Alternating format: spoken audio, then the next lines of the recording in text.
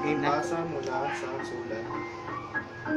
Lahat ng namatay ay may dahilan. Sa lahat ng mga bagay, merong mga paksang mangyari.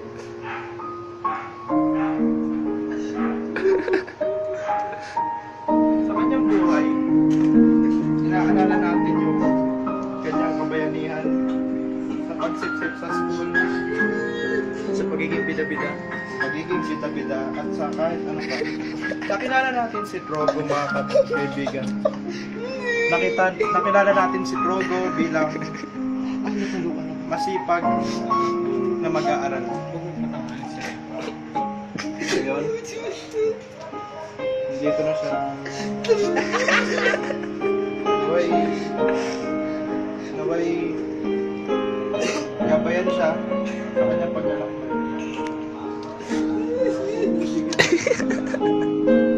Lahat ng mga nakita sa kanyang lamay. Salamat sa inyo sa pagsuporta.